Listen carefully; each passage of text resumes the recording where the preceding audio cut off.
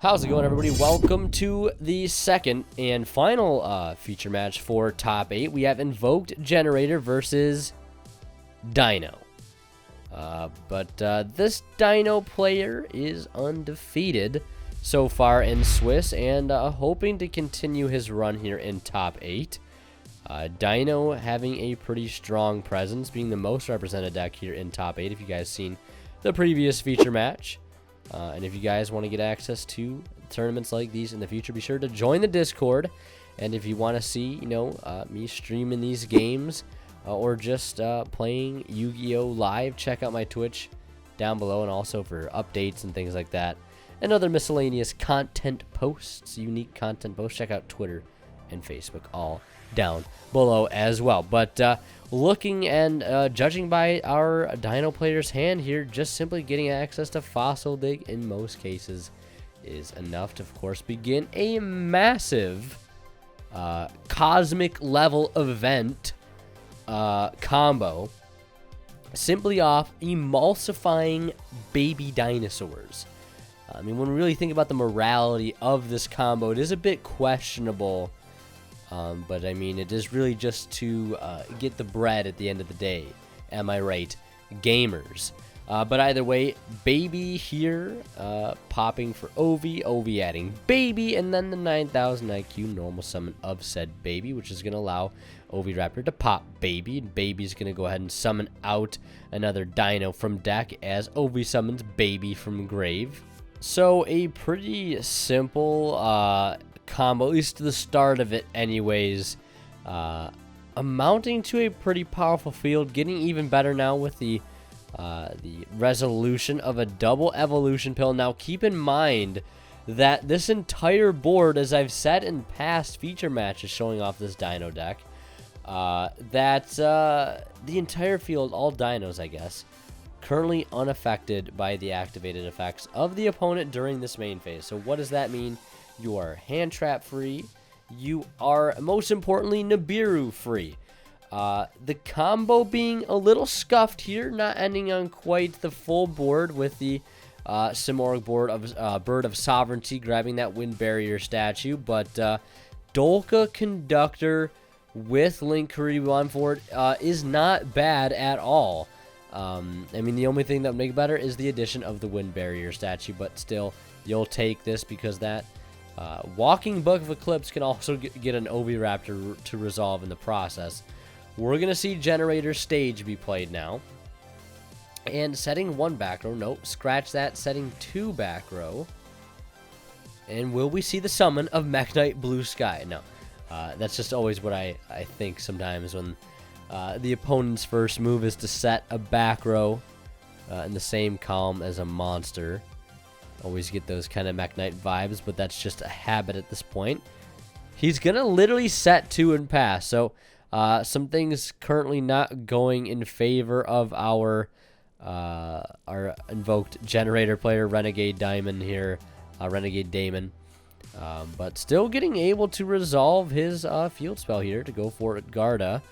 Which is going to go ahead and also trigger the effect of the field spell to summon out multiple tokens. And we're going to see there can be only 1 be played here, which isn't so effective simply because, Dolka is not a dinosaur. So I think that's a misconception that a lot of people make sometimes, assuming that, Evols is a dinosaur-based deck. And that, it must be a dino, but no, in fact, it is a dragon. It's a bit of a double-edged sword, simply because, the Dolka can be affected alongside Logia by that of Lost World, so making it a little easier in some cases to get over, but still not doing anything to hinder the effects that they offer, Walking Solemn Strike, Walking Solemn Judgment, but a bit of a strange, desperation there. Can be only 1 Garda. Going to try to resolve. Dolka, of course, going to say no to that. And we're going to see a successful battle phase here on behalf of our Dino player. Going for the 3,500 smack to the face. Following that 2,300 from Dolka. And a little tiny, just a little poke from Link Kuriboh. All contributing to the grand goal here. And as the Invoked player, you're really up a creek, a very specific creek without a paddle currently. And there it is, the wind barrier statue to make matters worse. As our Dino players only other move that turn. And I'm assuming that's why we didn't see the Simorg play, because the wind barrier statue was in the opening hand.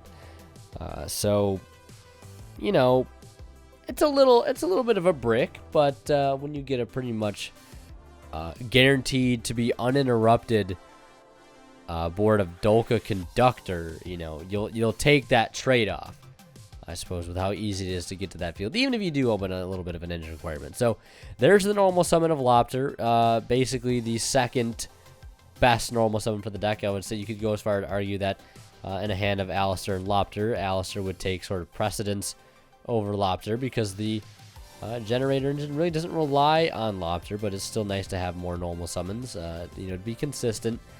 But he's not going to let that play go any step further as Conductor goes off. So we're going to head into game 2, but first we're going to take a look at that top 8 decks after Swiss, Cyber Dragon, 2 Dino decks, Sky Striker, Adamantipator, Invoked Generator, Eldritch Evil Eye, and 1 Altergeist deck.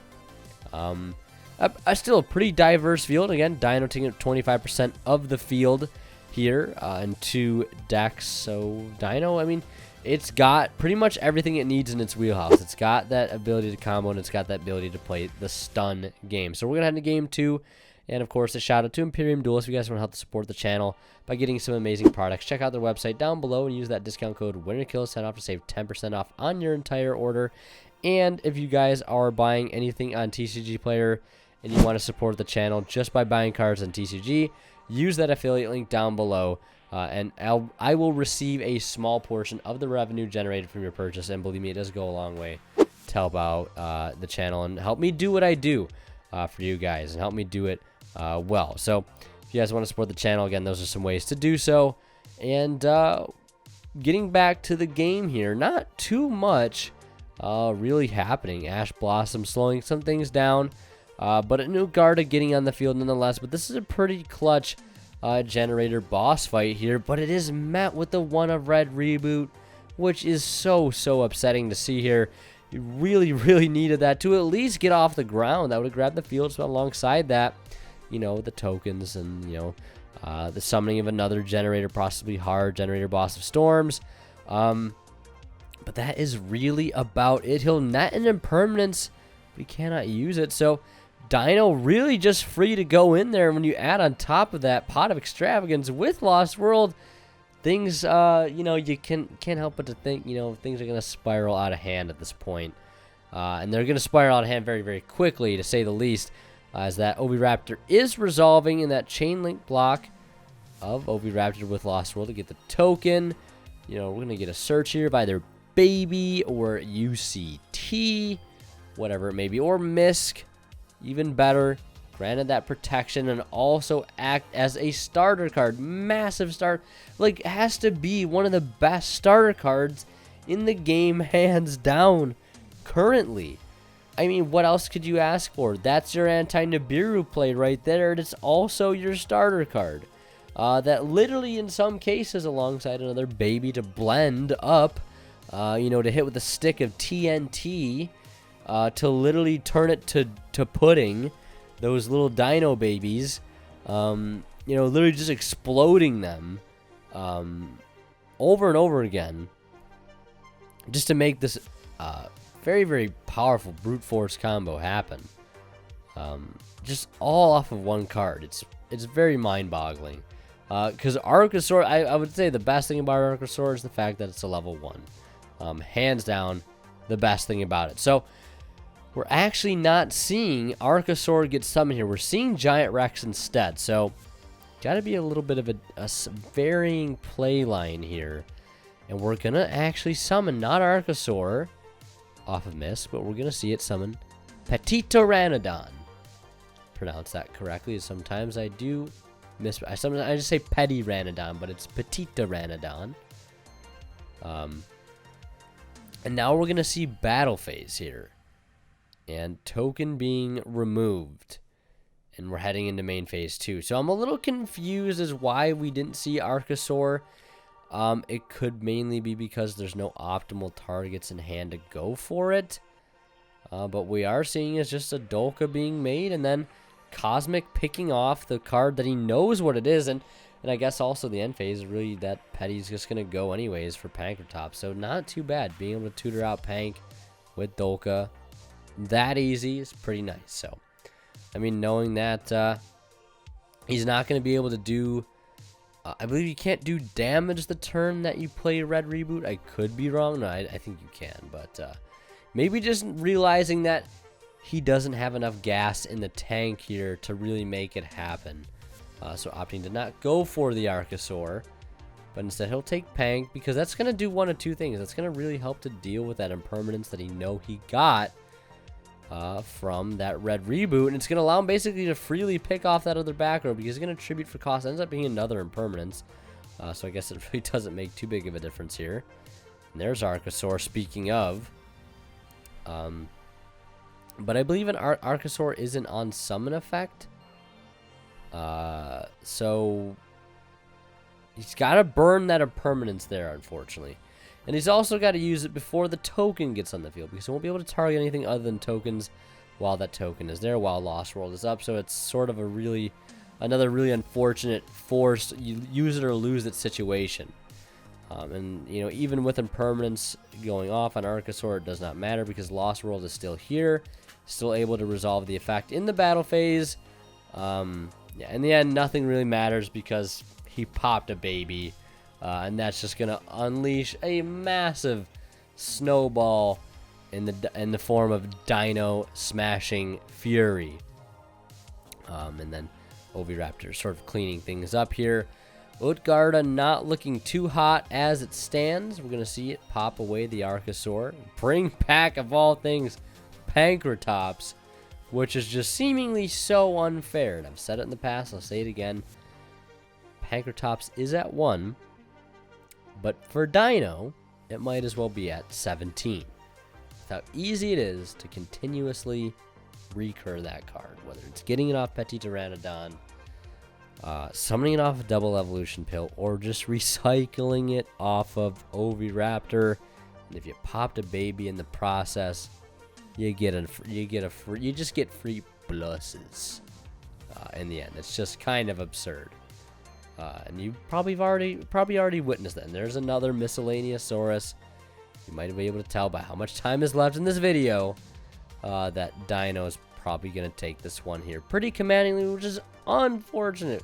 I think both times that I showcase Invoked Generator, they just happen to get the rough end of the deal, which really sucks, because I think this is a really cool, interesting take on Invoked or generators in general, because I think generators are really interesting on this archetype. I've looked at in the past with some interest, and just really want to see it do well, but fortunately, again, just getting a bit of the raw end of the deal here. So Dino smashing its way into top 4, still undefeated, this Dino player here. So hope you guys are enjoying the feature matches so far. We advanced to top 4, then finals soon after that, with the deck profiles from 1st and 2nd place going up in video form for you guys to check out. So do check those videos out as they come out. Show them some love. It does help out a lot.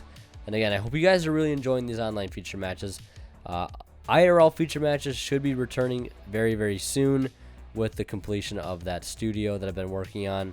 If you guys seen stuff in the Discord or in the community tab, very, very exciting stuff coming in the future for the channel. So stay on the lookout for that. But again, let me know if you guys are enjoying these feature matches. More tournaments are going to be held in the future. And whether or not we do feature matches and stuff will be entirely decided by, you guys. At least how frequently they go out. But I think you guys are liking them for the most part. I definitely like having that online feature match feel, because I think it adds a little bit of extra layer to the tournament, a little extra layer of interest. So thank you guys so much for watching. We'll see you in top 4, and as always, winner kill Senate. We'll see you guys in the next one. And a huge shout out to my Divine Level channel members here on YouTube, Academic Thick, Travis Harris, and Zors. You guys really helping out more than you would think. So thank you guys again for continuing to support the channel. It really does mean a lot.